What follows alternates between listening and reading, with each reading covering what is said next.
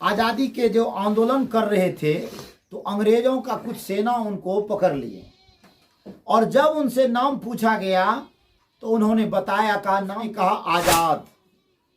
उसने अंग्रेज का विरोध किया, अंग्रेज के सम अंग्रेज को खुली चुनौती दी जो कि तुम्हारे हम जेल से, तुम्हारे लाठी से, तुम्हारे गोली से हम डरते नहीं है।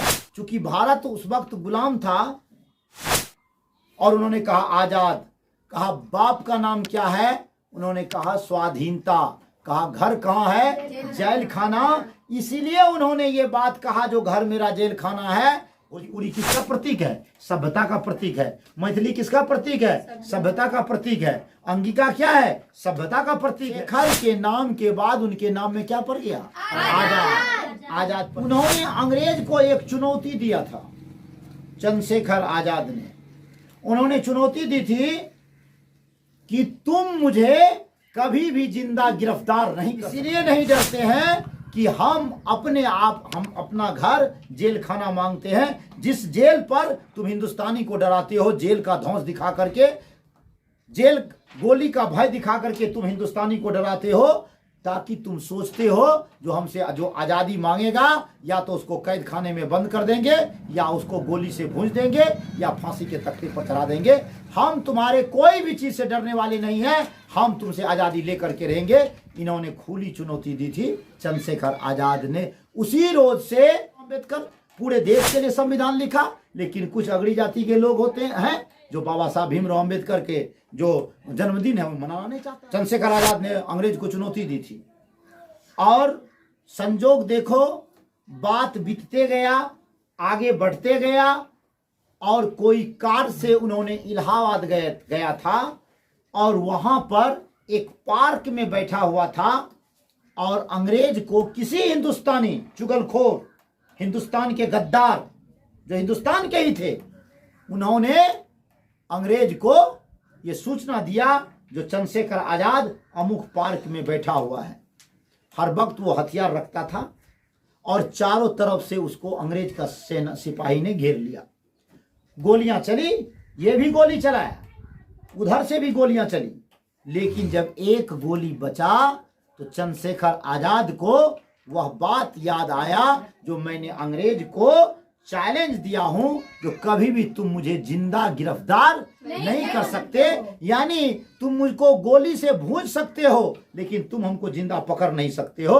तब अंतिम गोली उन्होंने अपने कनपट्टी में लगा लिया और एक किताब निकला। ये जो मौत का जो खेल हुआ, इस खेल को कोई आदमी कह सकता है आत्महत्या? लेकिन एक किताब निकला है चंद्रशेखर आजाद को, उसको पढ़ना। उस किताब में लिखा हुआ है क्या चंद्रशेखर आजाद की जो मौत हुई, क्या उसको आत्महत्या कहा जा सकता है? और उस पूरे किताब पढ़ने के बाद ये बात क्लियरेंस होता है जो कि वह नहीं। उन्होंने सिर्फ अंग्रेज को यह दिखाया, देखो हिंदुस्तान के लोग वचन के कितने पक्का होते हैं। तुमको जो वचन दिया था मैं मर करके भी उस वचन का पालन कर रहा हूं। हम जो कहते हैं वो करके दिखाते हैं और इसीलिए तुम ज्यादा दिन तक इस इंडिया में, भारत में तुम हुकूमत नहीं कर सकते। लेकिन देश का बड़ा दुर्भाग्य है। हमने कुछ दिन पूर्व भगत सिंह का इनका जो था जन्मदिन, उस पर हमने कहा था कि आज तुम देख लो, कहीं भी तुमको चहल पहल नजर नहीं आएगा। इतना बड़ा देश के नाम में कुर्बानी देने के बाद आज देश में चंद्रशेखर आजाद, राजगुरु, सुखदेव, वीर भगत सिंह, इन लोगों का कहीं नामो निशान नहीं है। बड़ा देश का दुर्भाग्य है। ना इसके जन्मदिन पर किसी स्कूल में छुट्टी होता है, ना इसके पुण्यतिथि में छुट्टी होता है। इतना बड़ा कुर्बानी देने के बाद। और हिंदुस्तान में कुछ लोग ऐसे हैं जिनका कोई खास योगदान नहीं है।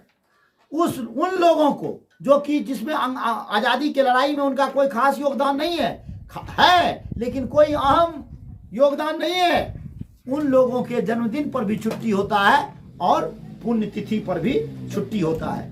हम पूछना चाहते हैं कि ऐसे ऐसे क्रांतिकारी जिन्होंने आज़ादी, देश को आज़ाद कराने के लिए अपने लहू का कतरा भारत के नाम बहा दिए और आज जो देश फिर संकट में घिर सकता है या घिरा हुआ है, जो आदमी को, जिस लोगों को, जिस नौजवान को, जिन क्रांतिकारियों को देश के लिए लड़ना चाहता है, वो लोग अगर देखेगा इन लोगों को देश के नाम पर इस दुनिया से चले जाने के बाद इनको देश का कोई व्यक्ति नाम लेने वाला नहीं है, कोई भी नेता श्रद्धांजलि नहीं देता है। जो आजाद आज देश है तब न कोई प्रधानमंत्री, आज देश आजाद है तब न कोई मुख्यमंत्री। अगर यह देश गुलाम ही रहता, अंग्रेज का ही अधिपत्य रहता तो कोई उसका शासन चलता ना, इस देश के लोगों का शासन नहीं चलता। ये जो गलत कुप्रथा जो देश में है, ये कुप्रथा बंद होनी चाहिए और इन लोगों का सम्मान होनी चाहिए, ताकि जब देश संकट में घिरे, जब देश के ऊपर खतरा आए तो नौजवान हंसते हंसते देश के लिए मरने और मिटने के लिए तैयार हो जाए। लेकिन अगर इस ढंग का हश्र हुआ, आज जो देश जातिगत में बढ़ता जा रहा है, हमको तो आश्चर्य लगता है, कभी काल आश्चर्य लगता है इस देश में। जो पहले क्या फिल्मी दुनिया का कलाकार का कोई नाम जानता था क्या? नहीं। नाम जानता था, उसका जात जानता था, उसका धर्म जानता था। आज देख लो, आज फिल्म इंडस्ट्रीज एक से एक बेहतर कलाकार, उनको पहले धर्म के नाम पर बांट दिया लोगों ने। अब यह समझ करके उसका फिल्म को देखने के लिए जाता है, यह हिंदू है या मुसलमान है। अगर मुसलमान है, हिंदू है तो नहीं देखना है। अगर कोई मुसलमान है, हिंदू कोई कलाकार है तो नहीं देखना है। फिर अब यह पता लगाना शुरू कर दिया जो कि कौन जाति का है। ये हमारे जाति का है क्या? हाँ, ये हमारा, इसका हम देखेंगे, ये हमारा जाति का नहीं है। लोग कलाकार का कोई जाति होता है? कलाकार का कोई धर्म होता है? कलाकार तो हर जाति का होता है, हर धर्म का होता है। लेकिन लोगों की गलत मानसिकता के कारण आज फिल्मी दुनिया भी बढ़ चुका है। फिलहाल देखा होगा जो अभी बिहार में क्या हो रहा है, भोजपुरी क्या है हमारा? भोजपुरी हमारा सभ्यता है, हमारे रग रग में बसा हुआ है। हमारे ये क्षेत्रीय भाषा है, मैथिली, भोजपुरी, अंगिका, ये क्षेत्रीय भाषा है। इस पर हमको घमंड होना चाहिए, अभिमान होना चाहिए, जो कि हम ऐसे कल्चर से आते हैं जहां पर हमारा के पास समझदारी नहीं है, वह तो जुड़ गया इससे। लेकिन जो बाहर के सब लोग थे, इससे क्या हो गया, वो हट गया। परसेंटेज कहेगा जो हमारा व्यू ज्यादा जाता है, हमको ज्यादा लोग पसंद करता है। लेकिन जो सब लोग है वह इससे हट गया, पढ़ना जा करके वो हट गया। तो ये सब कलाकार का कोई जाति नहीं होता है। शायद हमरे अंदाज से जिस वक्त की सुनील छैला बिहारी फिल्म गाता था, गाना गाता था भोजपुरी का, अंगिका का, उस वक्त छैला बिहारी के जाति के विषय में कोई नहीं जानता था। हमको बता दे तो कोई नहीं जानता था। कितना सुंदर गाना गाया, कारगिल के सीमा पर दे दिल के जान है, धन्य धन्य भारत माँ के। क्या उसके टक्कर में, हालांकि ये बहुत आगे चला गया खेसारी यादव, लोग कहता है बहुत, पवन सिंह कहता है बहुत दारू पी के आंख गुरारता है, बहुत आगे चला गया। लेकिन क्या उस गाने के टक्कर में इसका कोई फिल्म है? सदाबहार वो गाना हो गया। जब तक कारगिल की बात उठेगी, उनका गाना का याद लोगों को आएगा। जब 26 जनवरी, 15 अगस्त आएगा, जब कोई राष्ट्रीय त्योहार आएगा, तब तक वो गाना गवाया जाएगा, कैसेट उसका चलेगा।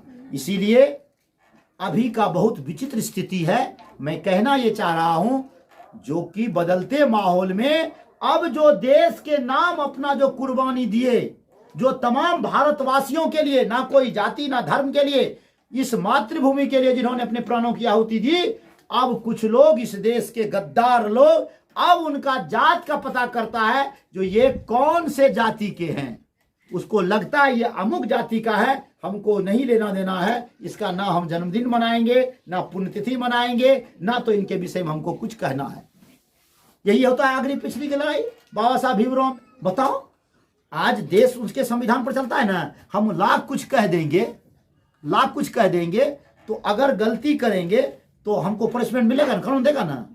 तो हम कैसे नहीं मानेंगे? मानना तो होगा, और आदर के साथ मानना चाहिए, सम्मान के साथ मानना चाहिए। भीमराव अंबेडकर को भी जातिगत नजरों से नहीं देखना चाहिए, बल्कि भारत के बहुत बड़े महापुरुष थे, उनको इन नजरों से देखना चाहिए। उसी तरह चंद्रशेखर आजाद का कौन जाति है, भगत सिंह का कौन धर्म है, राजगुरु का कौन जाति है, सुखदेव का कौन जाति है, सुभाष चंद्र बोस का कौन जाति है, इससे हमको लेना देना नहीं है। वो लोग जाति धर्म के नाम पर नहीं लड़ा, उन्होंने हिंदुस्तान को आजाद कराने के लिए लड़े, और उनको पता था इस देश में सभी जाति धर्म के लोग रहते हैं। इसीलिए मैं चंद्रशेखर आजाद के आज जन्मदिन पर उनको सत श्रद्धांजलि अर्पित करता हूँ।